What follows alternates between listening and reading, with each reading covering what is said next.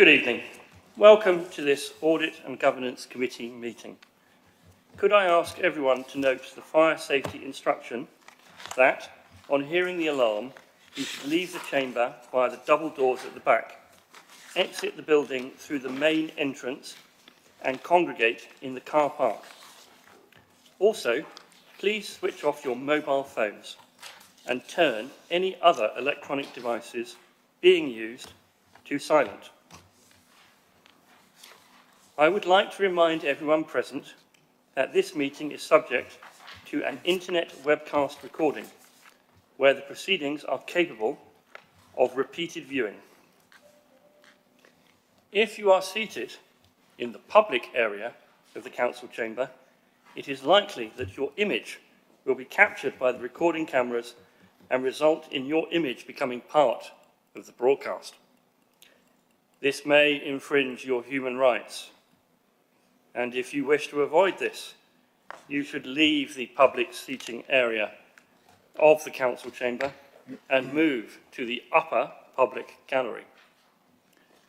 If members are, for any reason, not present for the whole debate on an item, you should consider and seek advice as necessary on whether it would be appropriate for you to vote on that item. May I remind members to declare any interests when this item is raised on the agenda. Item 1, apologies for absence. Mrs. Borman, do we have any apologies? Thank you, Chair. Yes. Apologies have been received from Councillors Poppy and Councillor Murphy. Councillors Barber and Marsh are substituting. Thank you. Item 2, declarations of interest. Are there any interests to be considered?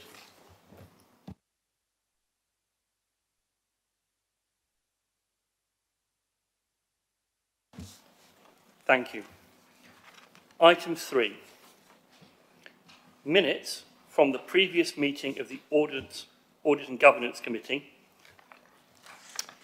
Is it your wish that I sign as a correct record the minutes of the Audit and Governance Committee held on the 22nd of July 2025, which begin on page 5 of the agenda? Councillor Sankey.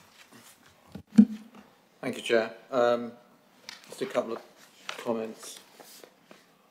Item 90, internal audit update. It says in the same paragraph, Ms. Combrink, Mr. Billingham and Mr. West.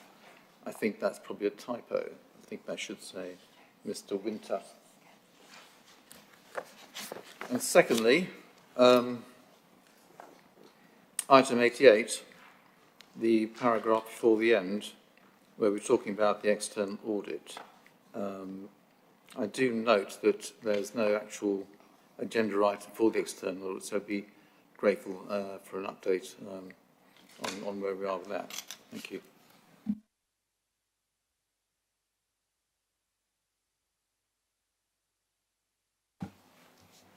Thank you. In relation to officers present, I'm pretty sure that the monitoring officer was also present at the meeting, as well as the section 151, Mr. Dickinson.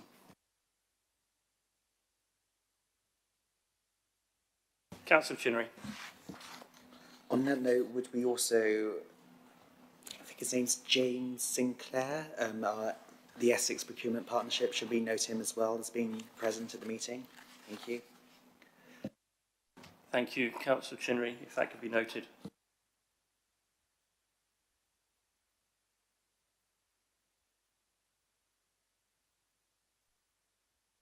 Subject to those amendments and with no further members wishing to raise any items, can I confirm that I can sign the minutes as an accurate record? Yes. Agreed.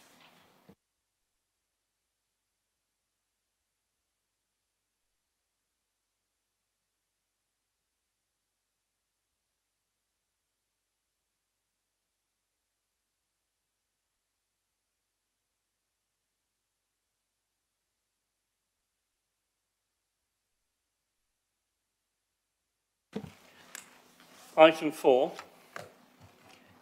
internal audit update, which is page 3 of the supplementary agenda. The appendices are update reports from the Council's internal auditors, BDO, who I must also thank for their recent audit training, which I know that members who attended greatly appreciated. Mr. Watts, Mr. Billingham, do you have anything to add to this report?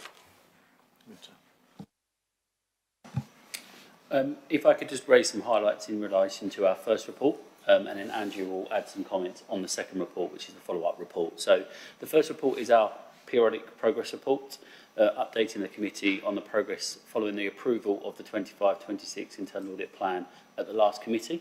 You will see there that we are progressing forward with a number of reviews that have moved from planning following that approval into field work, with 3 expected to be completed in due course and reported to the next committee meeting in December. A further 5 are being scoped and planned, and actually one of those 5 is now formally scoped and approved and agreed with management to move forward, are being planned at the moment. So again, a lot of work going into the plan in terms of moving that forward. There is a slight delay, obviously, for the fact that the plan wasn't approved until July. That's meant that we have lost a few months of the financial year, but we are making every effort to catch up and ensure that all of our work is completed by the year end and to inform our annual reporting cycle as well, which is outlined on the second section of our report there, with future committee dates as well, with the reports and when they're expected to come to you. One final thing to raise in the report is that in discussion with management, we've agreed to defer the GDPR audit, and this links into our update in our follow-up report in relation to the data protection recommendations that are still progressing, and we have management assurance that they are progressing as planned, and we will cover that shortly. But it seems fair and sensible to push that back into 26-27 and do a full end-to-end audit to ensure that those recommendations are fully embedded, and we can obviously add some assurance ongoing. So what that does mean is we do have some resource there in our plan for this year to discuss with management some of the other priorities that we could look at. So when we've agreed on those subjects, we'll obviously bring those to the committee for approval and move forward with that work. The remainder of the report is our standard update, so I won't say anything more on that, but happy to take any questions on the progress report.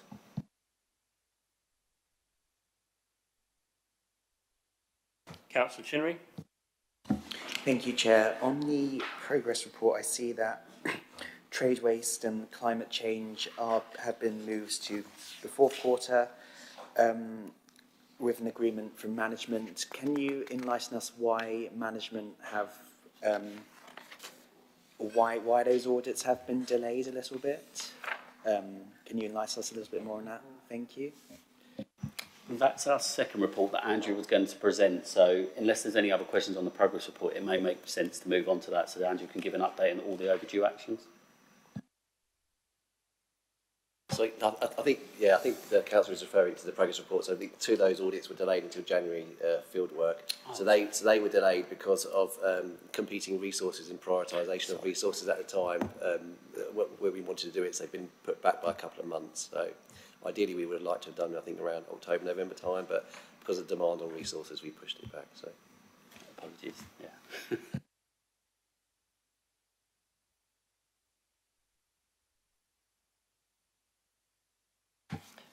I have a question.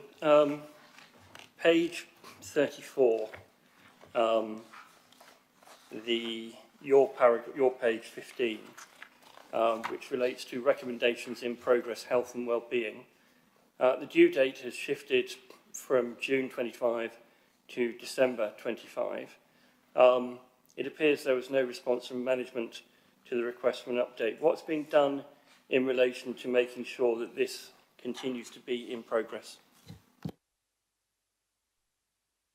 I'm going to come on to the follow-up report in a minute, but I'm happy to answer that question now. So what we have done is since when we didn't get a response to our follow-up of that recommendation, we escalated the issue, and we've now got assurance that it's going to be dealt with in time for the next audit committee. So we will follow up again, but in time for the next audit committee. Just at the time when we followed it up, there was no response. I know that all members of this committee are keen to make sure that management adhere to their responsibilities, and that is something that's shared across this chamber.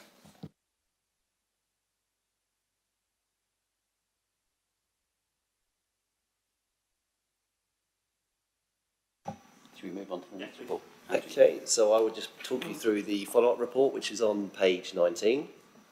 So that's page 19 of the supplementary agenda. So that report shows that 26 recommendations were followed up. So 19 have been completed, which is a positive result. 2 are classed as in progress, which means they've missed their original implementation date and a new date has been agreed. 5 are classed as overdue, which means they've missed their implementation date more than once. The overdue recommendations will have previously been reported to the Audit and Governance Committee, and work is progressing to implement them. I'll just quickly go through each of those ones that are overdue, just so to give you an update on each one. So the first one is regarding waste management. So that's been classed as overdue for a while.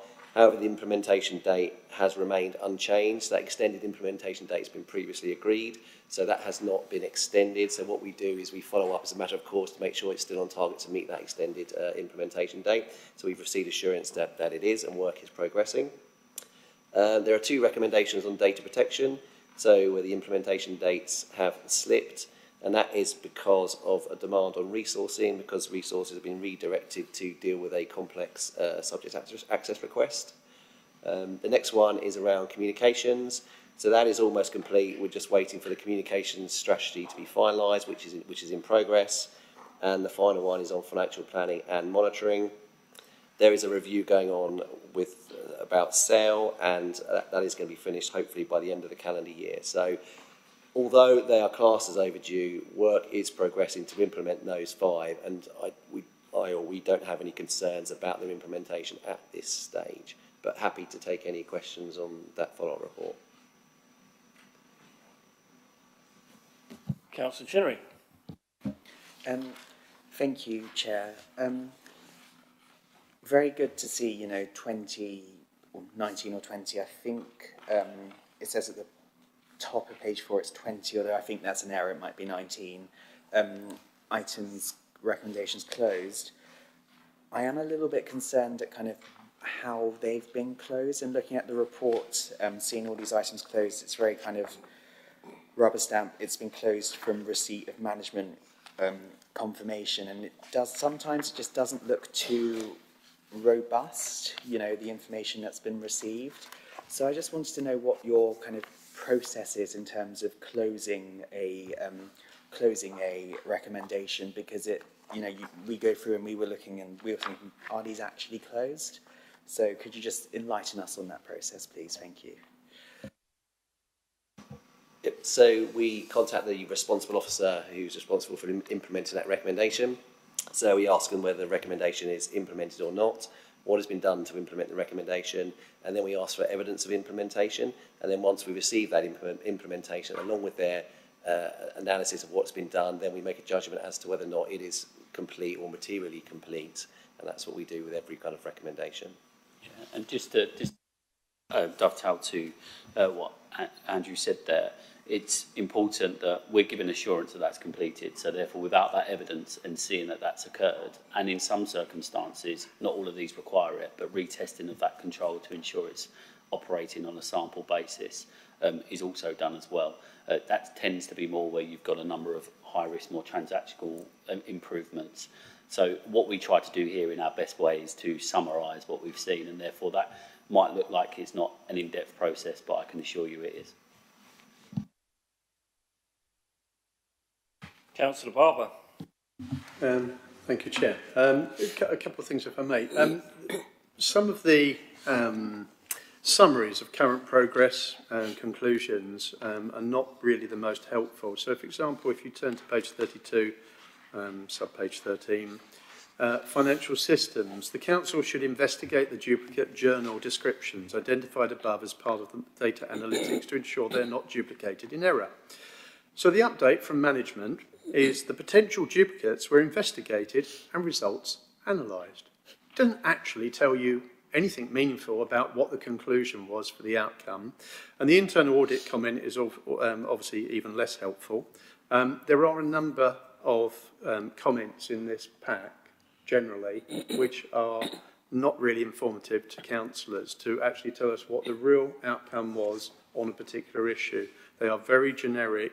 Can someone, for example, on that one, tell us, was something found to be in order or not in order, please?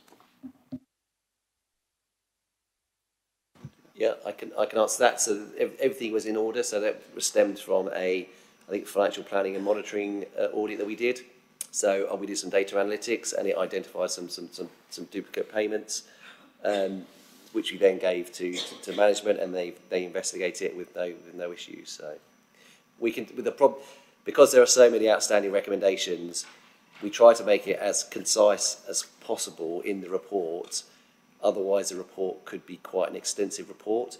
I think as we get through implementing the outstanding older recommendations, we can look to perhaps put a little bit more information in there, and a bit more analysis on what has been completed, and we'll take that on board. But because historically there has been so many outstanding recommendations, which will gradually get on top of, the report would be quite long if we provided that analysis. So, just with the same brevity, you could have said the potential duplicates were investigated and were confirmed to be in order or appropriate or whatever it is you want to say. It's not much longer, and it gives you an awful lot more meaning rather than us not knowing at these meetings, because we're meant to be looking at the underlying issues, and how do we know that if we don't know what the outcome was in a management update? What is the point of the management update if you're just going to say it was analysed?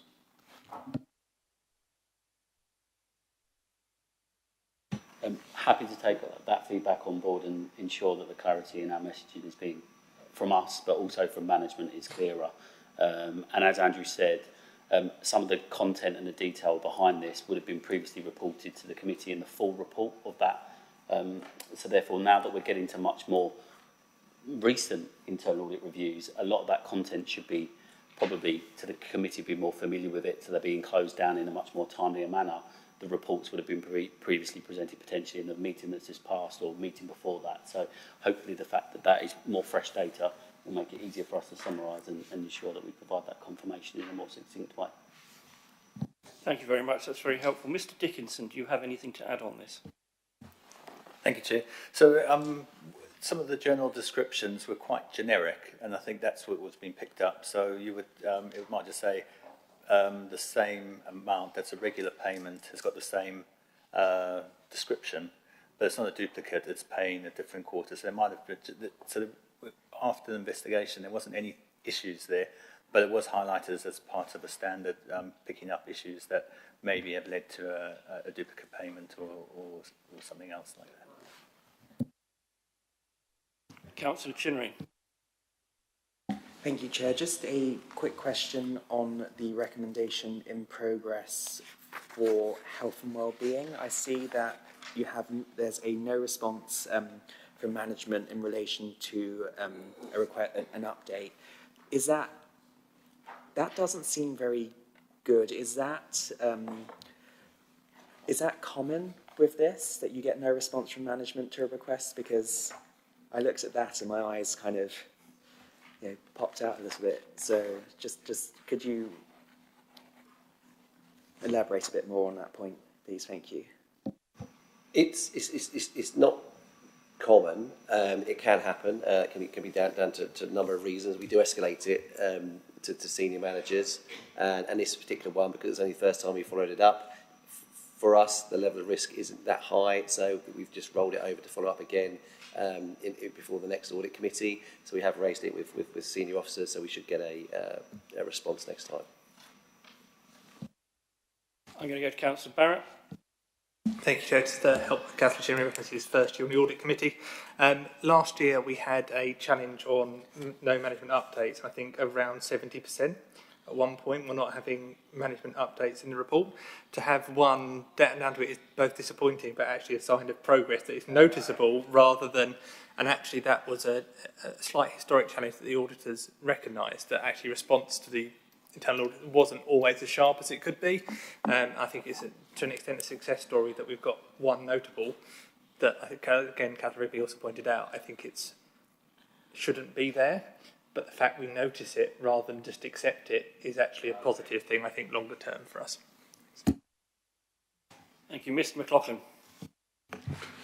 Yeah, my concern with that one on health and well-being is that the due date was amended and pushed back. So I think that was overdue until we got the evidence, not an that's my concern with that one.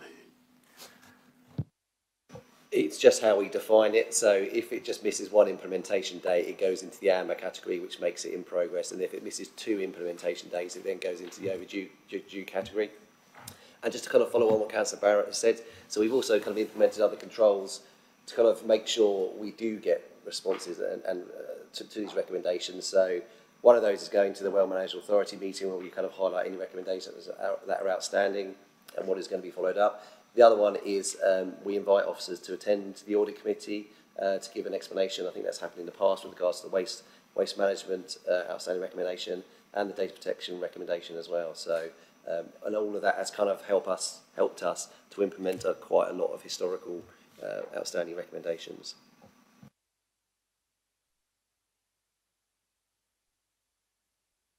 Any further questions from anyone? If not, then I shall proceed to move to the vote. Do I have a seconder? Happy to second, Chair. Very well. The recommendation is that the reports from BDO be noted. The vote to be taken by a show of hands. All those for?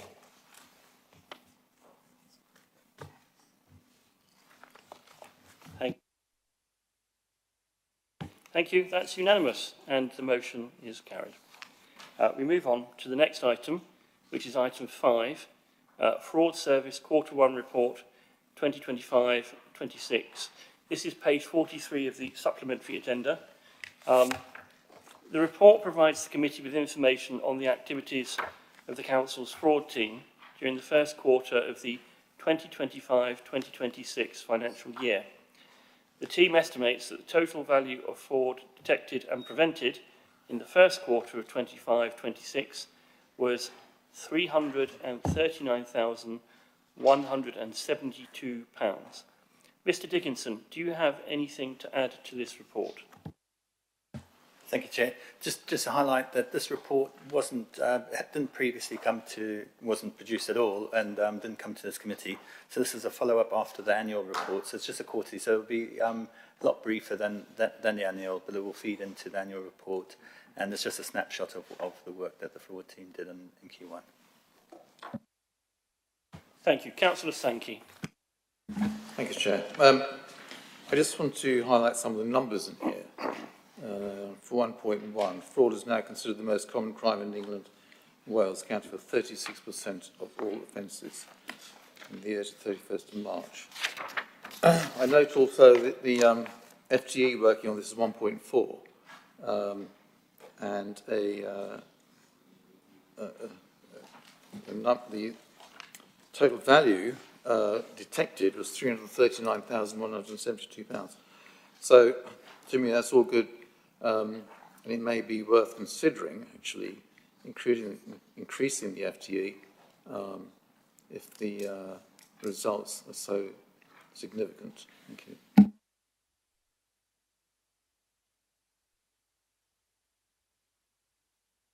Mr. McLaughlin. Can I ask about the fraud awareness training which is proposed on page 54? What sort of training is proposed, and might this actually increase the number of frauds that are reported? Would we be ready for that?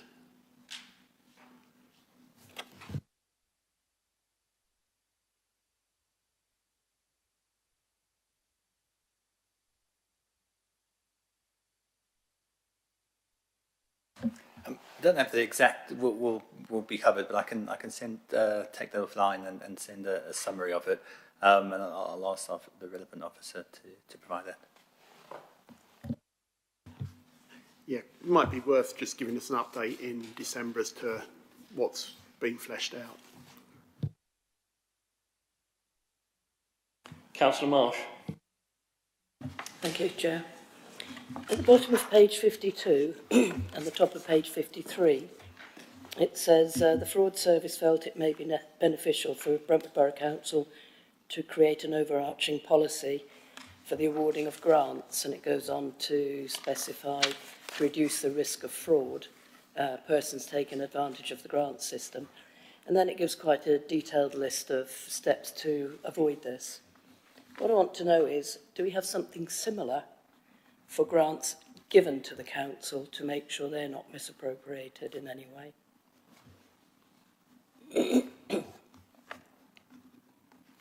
Sorry. Thank you, Chair. So most of the grants, pretty much all of them are audited. So we'll provide evidence to support if the grant's been used, or we'll have to pay that back. And I think that does cover pretty much most of the grants that are given to the council. I'd say all of them, but I can check to see maybe some of the smaller grants, but generally there would be. They might not do it straight away, but over time they would generally come back, and you would have to provide evidence of spend throughout the period and or pay the grant back.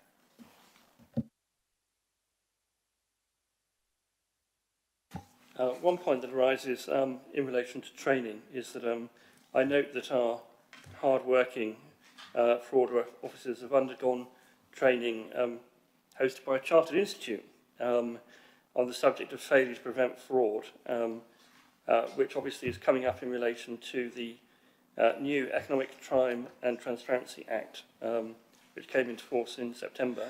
So they have been keeping up with the kind of externally provided training. Obviously, as cases under the Act develop and practice develops, that will be a continuing need in terms of picking up the legislation as it develops in practice. I'm going to go to Councillor Chinnery first and then Mr McLaughlin.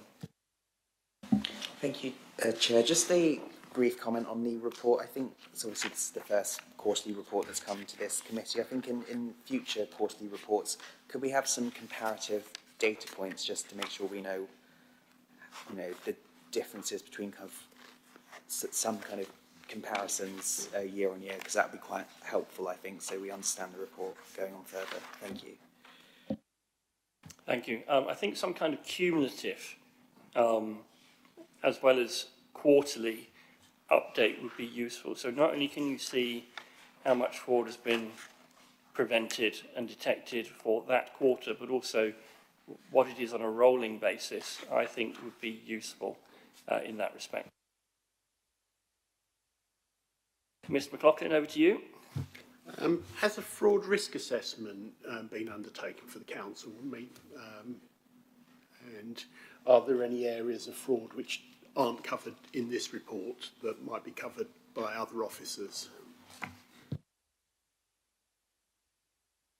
So we have a fraud risk assessment as part of our internal audit plan this year. So we've met with senior officers to kind of work out what the scope of that's going to be. The fraud risk assessment will be done by our forensics team. So they're currently compiling the work programme, and so that should be done in the next 6 months.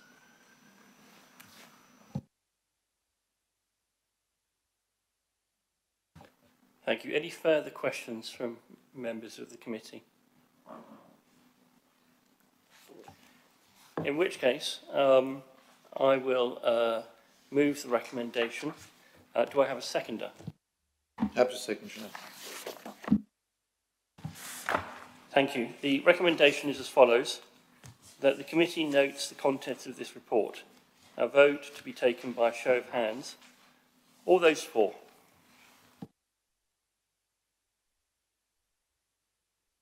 That's unanimous. Thank you, members.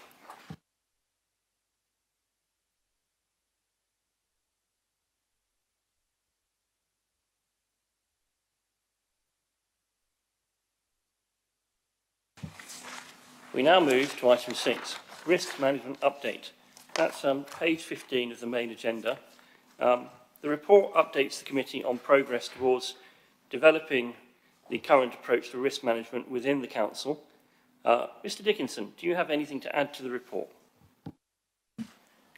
Thank you, Chair. Just to highlight that there were a few tasks from the previous committee around creating a dashboard and having target dates and expanding on the risk register. So it hasn't necessarily been put on hold, but following the review by Zurich, we're going to concentrate on improving the risks identified within the council, and then progress us into the updated report. So that should come at the next committee in December, a much more robust, updated strategic and operational risk register with dates and the dashboard. Outside of that, there is quite a lot of work that will be happening with Zurich, with senior management and with CMT for the council to get to grips with all the various risks and progress, especially now with LGR being one of the other big risks, and it's ensuring that the council is in a good position to progress going forward. Thank you. Councillor Sankey. Thank you, Chair. I welcome this report. I think it's comprehensive, and I look at it as a plus. It's certainly something that can dovetail with the work that BDO will be undertaking in the near future. Thank you. Before I go to other members, I'd just like to ask Mr. Winter and Mr. Billinger if they have any views. It's an extremely useful report to complement what we do and obviously inform our work as well.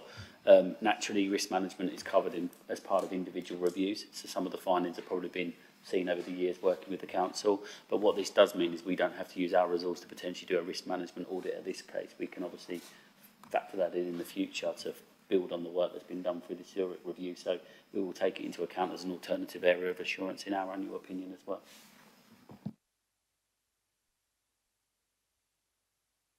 Mr. McLaughlin, do you have anything to add to that? Yeah, I think it would just be useful if we get a progress report next December, at the December meeting, to just sort of like show we're on track with all those, make sure that everything's being taken forward. Outside the report, just one sort of, there's a mention of cyber security in the covering report on page 16. Just wondering whether the recent AWS outage caused the council problems either directly or through any of its suppliers being out and unable to work. Mr. Dickinson?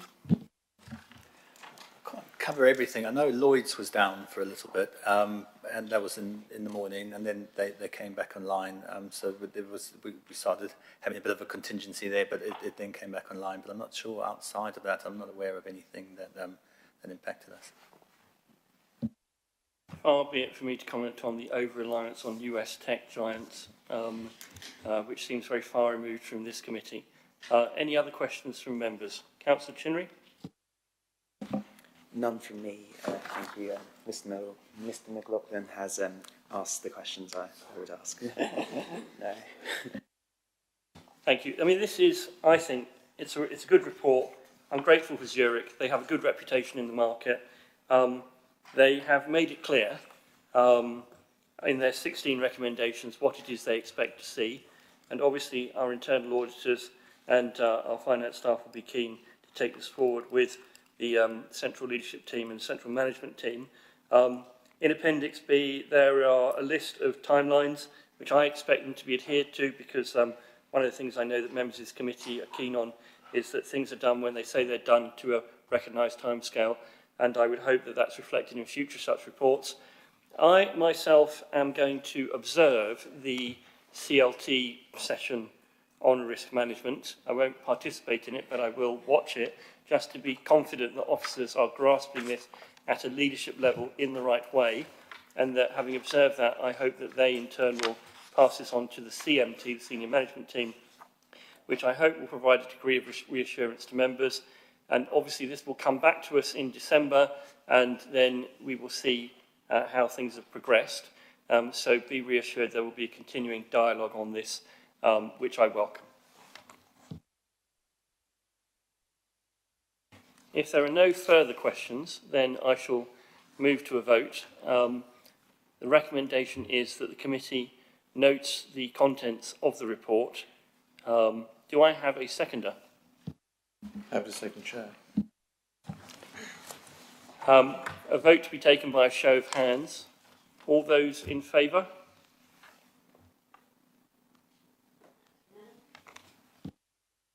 Thank you, that's unanimous. We now move to item 7, which is the 2024-25 Treasury Management Quarter 2 update. You'll find this on page 27 of the agenda papers. This report summarises capital, investment and treasury management activity during the first half of the financial year 2025 to 26 by reference to the key objectives set for the year in the Council's approved capital and investment strategy, which can be seen at Council Minute number 358. Mr Dickinson, do you have anything you wish to add to the report? Thank you, Chair. Unfortunately, I do. There's just a typo, I think, in which page is it? Page 28, 1.3 in the table under Q2 on the right. That should read 205.019, so it's just 13 million out, whereas it says 192.019, and I apologise for that. But nothing else to add.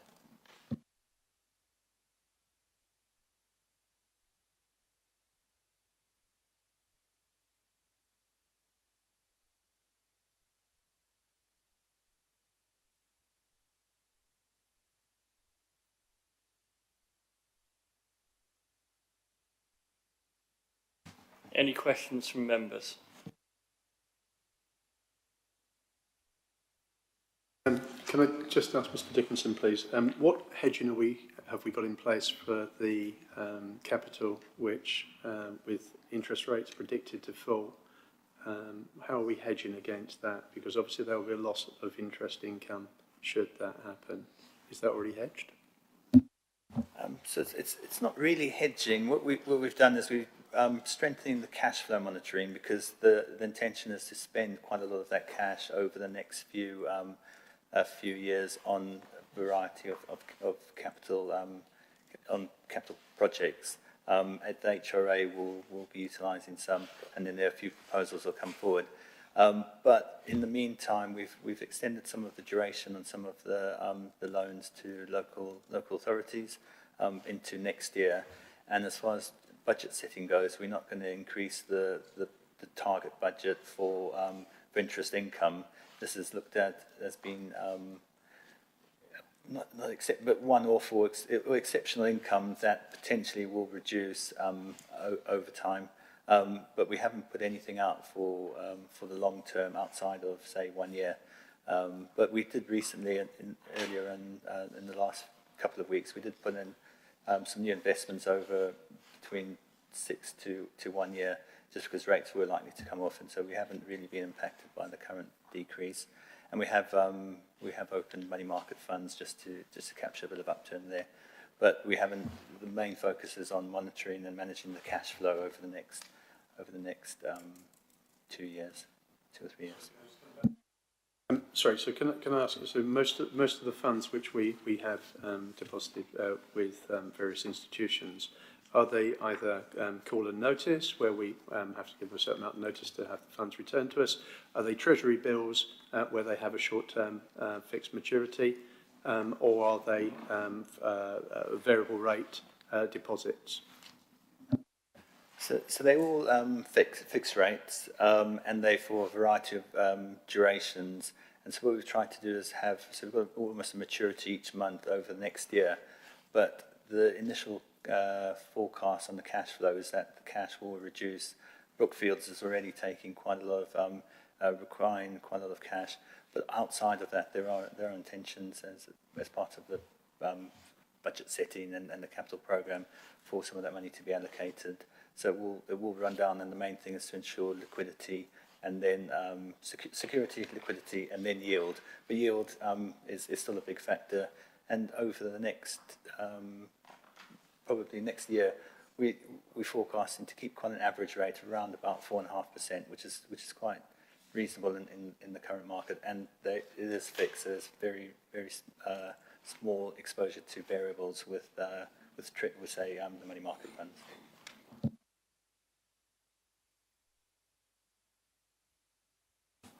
If there are no further questions from members on this subject, then I will move the recommendation. Do I have a seconder? Happy to second, Chair.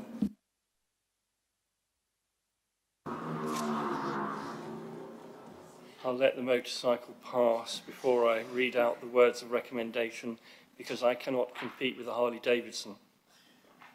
The recommendation is that the committee notes the quarterly Treasury Management Report for 2024-25, covering the period of the 1st of April 2025 to the 30th of September 2025, quarter 1 and quarter 2. A vote to be taken by a show of hands. All those in favour? Unanimity prevails. The motion is carried. Item 8. Annual Governance Statement Actions Update, which you will find on page 41 of your agenda papers. The Annual Governance Statement identified some key areas for improvement, which form the basis of an action plan to address those issues. This report provides an update on the progress to date in delivering against the AGS action plan. Mrs Mayhew, do you have anything to add to the report? Thank you, Chair. So I'll just go through the update, actually, because I can't show you the status because it's all in grey, so I can tell you where we are more. So, okay, Action 1, that's obviously green because that was completed in September. And also Action 2 is completed. Action 3 is amber, and that is we're going to commission Bevan Britton to undertake some work regarding officers' decisions and steam regulations. That's been agreed by the Constitution Working Group, and that's likely to be completed by March 2026, ready for the new municipal year. Action 4 was amber, but it's actually green because it's coming back this evening, and I intend to bring a new members training programme for 2025-2026 to this committee for approval in February, ready for the new municipal year. And then Action 5, yeah, that's amber, and that's due to be completed in March. The 2 items that are amber, if they are completed before March 2026, I'll bring them back in February for an update. Happy to take any questions.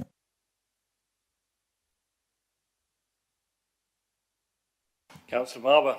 I was always taught to ask a question if you don't understand something. The terminology, a project on a page, can I ask the Chair to explain to me what that means, please? Project on a page is a development to support delivery of this review, but in effect it refers to presenting in a singular fashion the information necessary to deliver the project adequately. But in summary, it does exactly what it says on the tin. It puts a project on a page. And few of us could argue with something so simple and so elegant that all of us, irrespective of party, would wish to adopt it. Can I make the general point, please, that this should be intuitive within the table? We shouldn't really have to probe and ask questions. If it's to be meaningful and to have value, then that ought to be expressed in a different way than it is today. Please, thank you. I'm grateful to the councillor for his comment and suggestion, with which I agree. I don't know if that's a first for this committee, but it is now.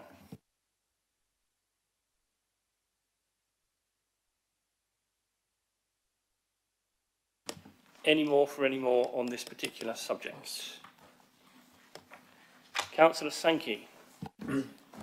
Thank you, Chair. I just want to highlight 1.5, which is said at the Audit and Governance Committee, the AGS for 24-25 will be noted and incorporated into the publication of the final accounts.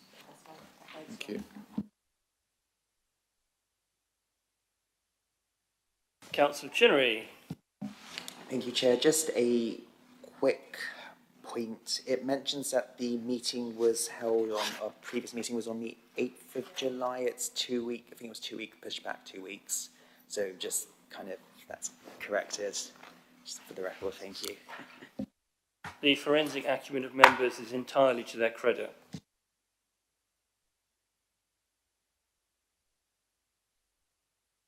I'm not seeing any more, so if that's the case, then I will move to the recommendation. Do I have a seconder? I'll second, Chair. The recommendation is as follows. R1, that the committee acknowledges the progress made against the AGS 2024/25 action plan as set out in Appendix A. Vote to be taken by a show of hands. All those for? That's unanimous. Thank you, members.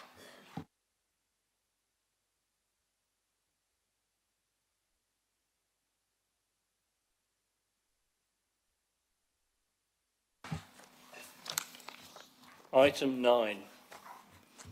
Members Training and Development Programme 2025 to 26. You'll find the update begins at page 47 of your agenda papers. The Members Training and Development Programme for the municipal year 2025-26 was approved at the Audit and Governance Committee of 5th February 2025. This report is to update members of the training already undertaken and training planned up to March 2026. Mrs Mayhew, do you have anything to add to the report?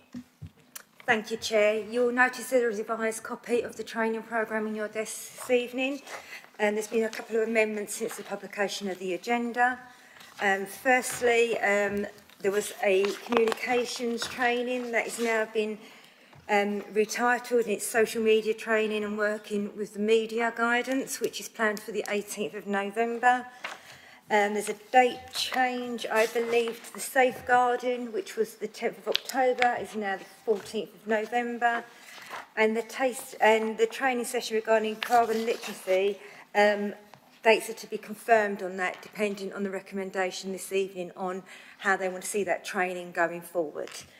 Happy to take any questions. This will be circulated to members on approval tonight, and hard copies put in their pigeonholes.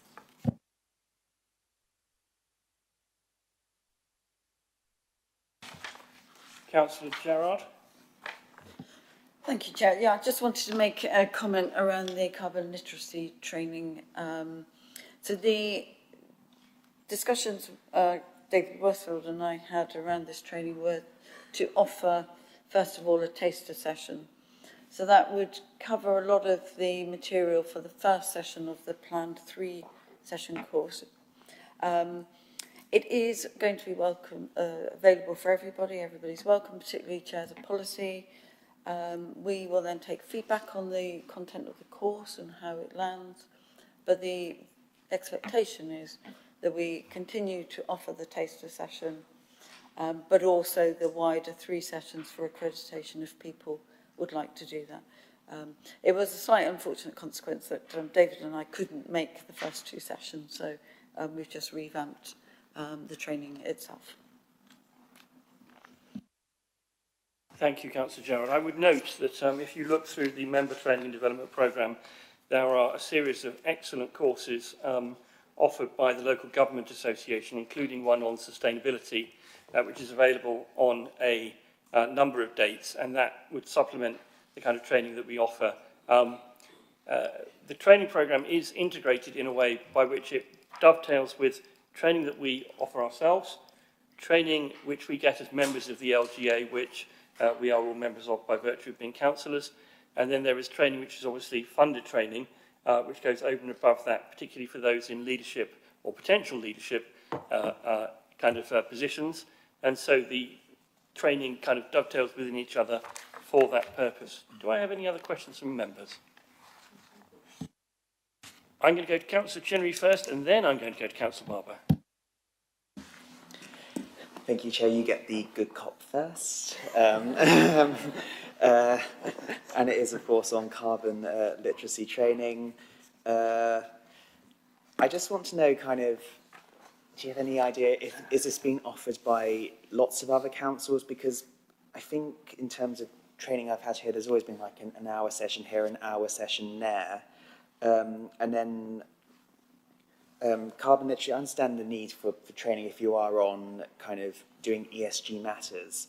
However, I did A-level biology, there was not that much content on kind of CO2 or carbon literacy that I think you could fill in 3 hours. So I just want to understand, is this scope normal for all councils to provide their members?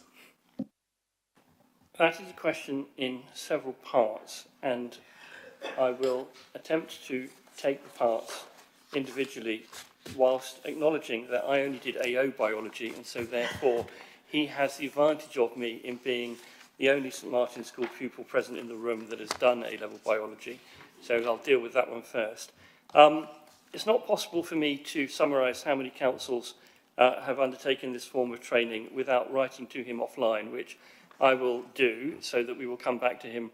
However, I am aware that through reading the Municipal Journal and other titles that councils do offer a variety of training in this way, but I'll give him a more particular answer in slower time if I may.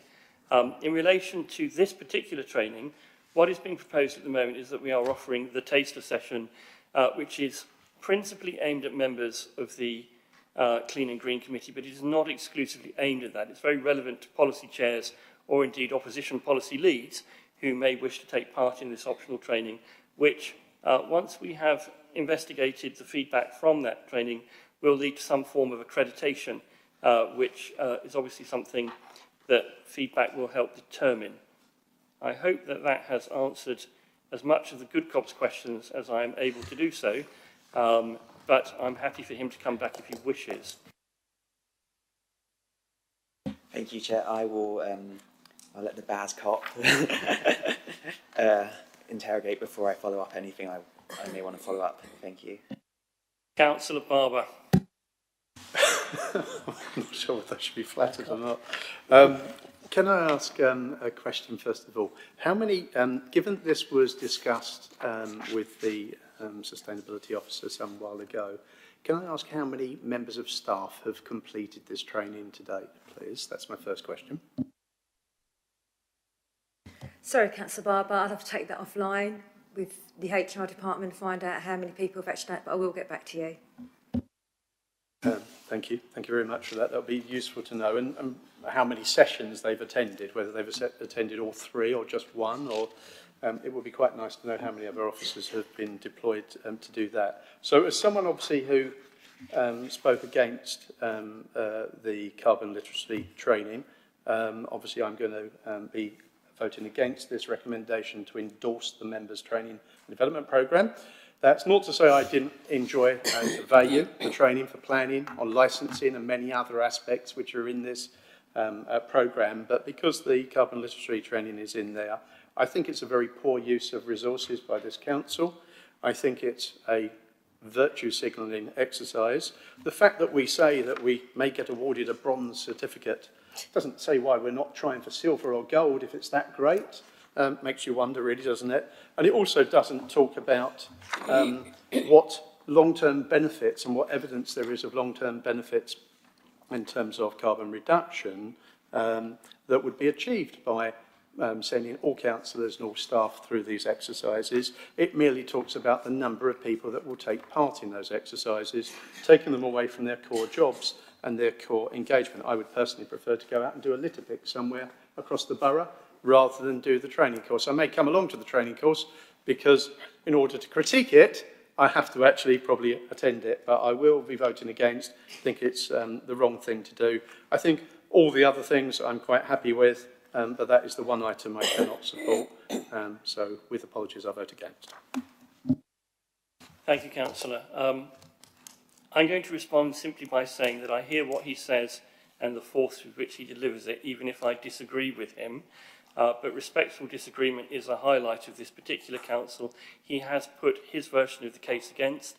All I will say is that I hear what he says. I take it into consideration.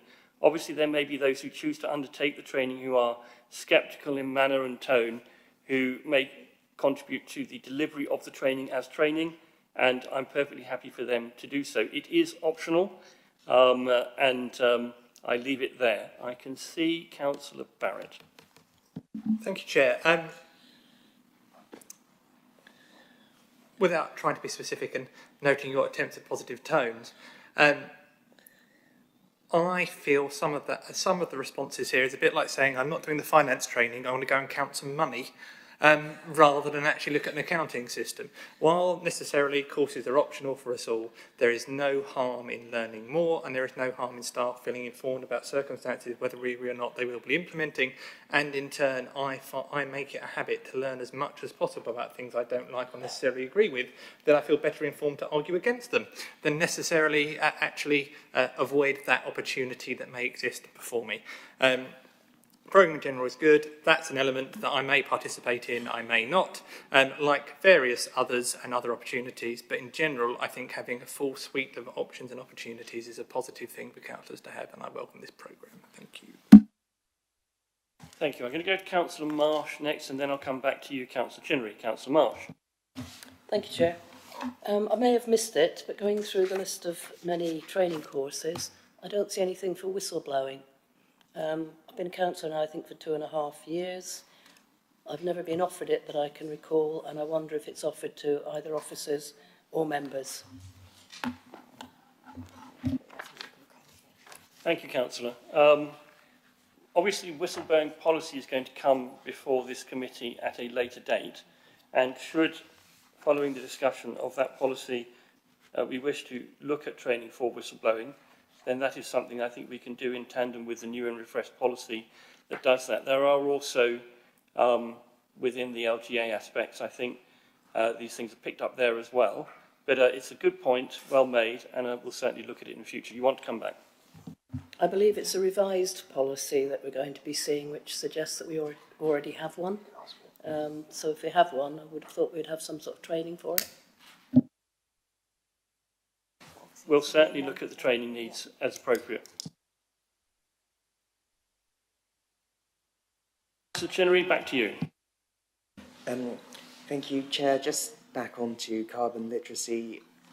I guess it's always good to learn more, and you know, we have declared a climate emergency. Not everyone here agrees with that. That is the case. However, I just have some very strong reservations about how this training will be delivered. It seems like a big work in progress, and I think if we are going to deliver this in the most objective way possible, I think there needs to be a bit more structure before I feel comfortable endorsing it.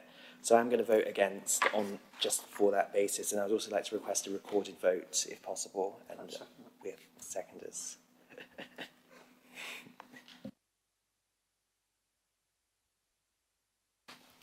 Any more questions from members?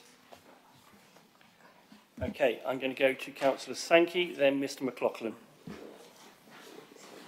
I hear all the arguments about the carbon literacy training, but it is voluntary, it's not compulsory, and it's a taster session, so, you know, I'm not quite sure why there's such a big hoo-ha about this. Thank you. Mr. McLaughlin, then Councillor Barrett. Moving away from carbon literacy, can we keep the training under review based on the Zurich comments about risk management training as one thing? And also notice early on in the papers on page 7 there's reference to accounts training. If there is going to be accounts training for audit committee members this year, can a date be circulated for that at some point? Yes, we were looking at some accounts training probably before February, which I'll factor in. Councillor Barrett. I note, Chair, they requested a recorded vote, which is clearly political, so I want to politicise the members opposite. If they vote against this, I'm voting against safeguarding training for councillors, and I will highlight that as appropriate if they highlight carbon literacy. Thank you, Councillor Barrett. I should point out that, lest it be forgotten, the vast majority of training in this document is without reproach. It is provided either by the Council in terms of our regulatory functions, which are mandatory. There is a lot of optional training, which is skills-based, to improve our performance as councillors. For example, there's training in relation to chairs, which I need as much as anybody else. And there's also specific training in relation to leadership functions for audit committees, which I'm happy to take up on, and indeed Councillor Chinnery may wish to do so should our positions be reversed at some hitherto unlikely point in the future. But nonetheless, it is available. I do want to say something about training for the future. We enjoy a committee system and always have done in this council, but we know that our successor council is likely to be a cabinet model.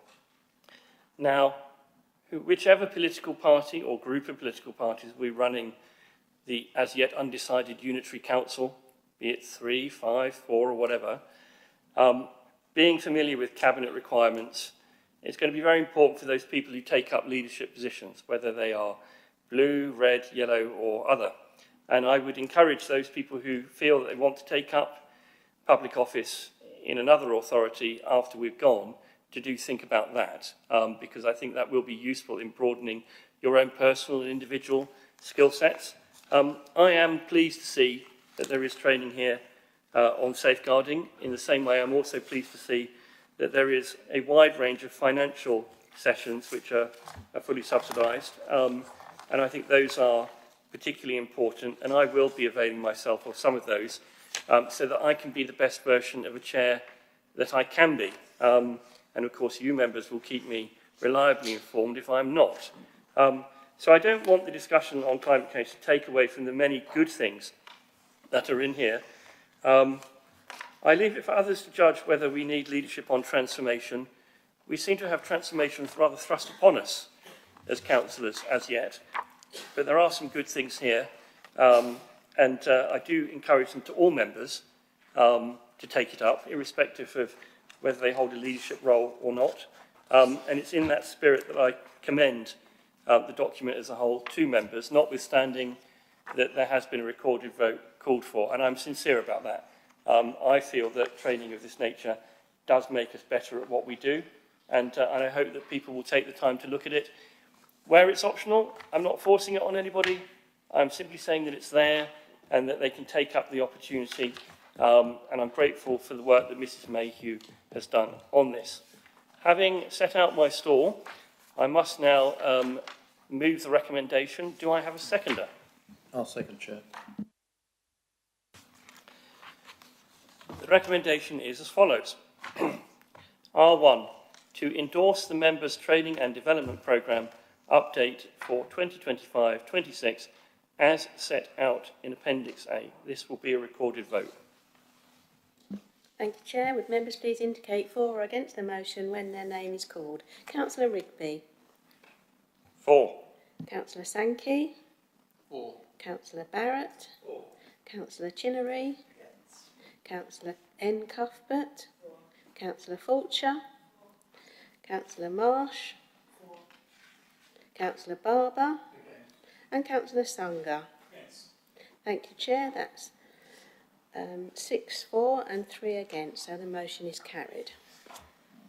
Thank you, members, and thank you for a spirited and informative debate. We will obviously take all the feedback from good cops or bad cops into account, but I'm grateful for the candour with which positive and negative views were expressed. I'm also exceptionally grateful for Councillor Gerard for giving up her evening to attend, which is most welcome. Moving swiftly on, we move to the next item on the agenda, which is item 10, Committee Work Programme, and you'll find that at page 71 of the agenda papers. This report sets out the work programme for the committee for the municipal year 2025-26. Mr Dickinson and Mrs Mayhew, do you have anything to add to this report? Okay, thank you, Chair. As just previously mentioned, the members' training programme, I'd like to bring one back for the new municipal year in February.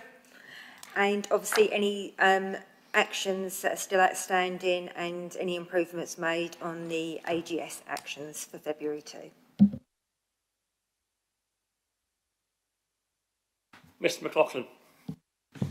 Yeah, when's the external audit going to be considered? Because it's not in the 9th of December or 3rd of February slots.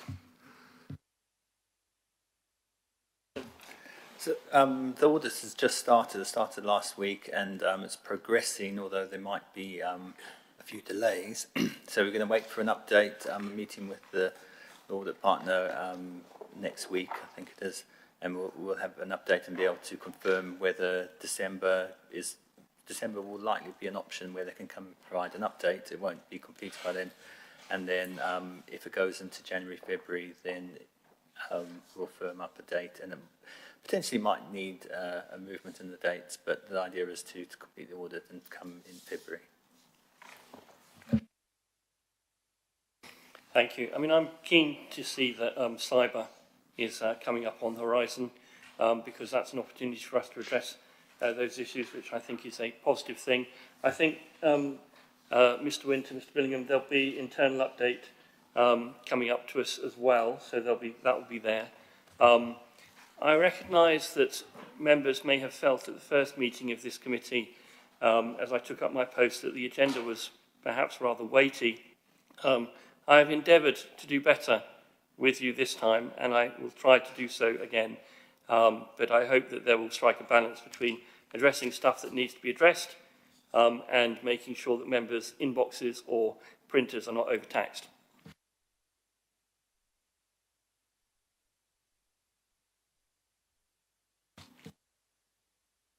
If there are no further questions, then I am going to move the recommendation.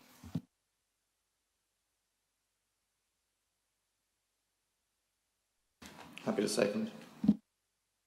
The recommendation is that R1, the committee notes its current work programme as set out in Appendix A, a vote to be taken by a show of hands. All those in favour? Thank you, members. Unanimity is restored. We now move to item 11, Brentwood Borough Council response to the consultation on audit fees, which is an oral update by Mr. Dickinson. Mr. Dickinson. Thank you, Chair. So the Public Sector Audit Appointments, PSAA, is required under local audit regulations to consult on and set the audit fee scale for each financial year.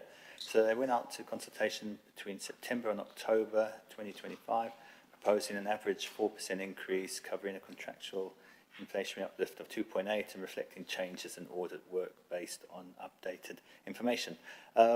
So we will have drafted a response and submitted it.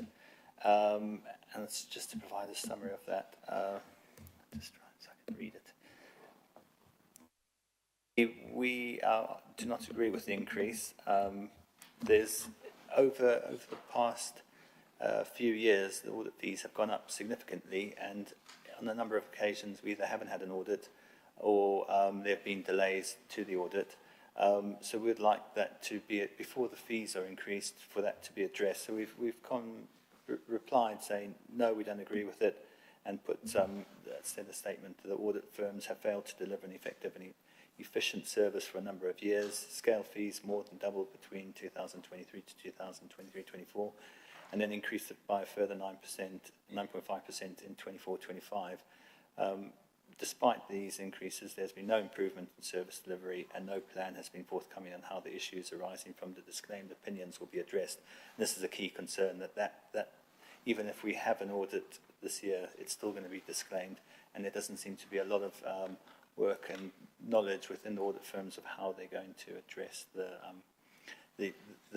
opening balances effectively, which go back quite a few years for some councils. So in these circumstances, an increase in the scale fee cannot be justified. That's the response that we've provided. We have been, the audit has started, and already there seem to be some resource issues within the external auditors. So we are addressing this with them, but it's paying so much more money compared to just a few years ago that we're not seeing an audit the audit process hasn't really changed over the past 6 years. With technology, we think maybe it would improve, but it seems to, we've been pushed back to October, November, December, which hasn't really helped get good governance, and it's quite difficult if we keep going this way to catch up really. So that's the pushback we've had. I don't know. There's going to be the outcome on the 28th of November, and we'll provide an update at the December committee. It might need to be verbal again, but hopefully it'll be in a report form. Thank you, Chair.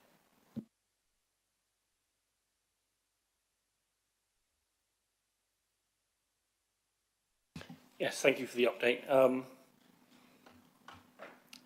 We look forward to the external auditors performing as they ought, and at making sure they adhere to the timetable that they suggest.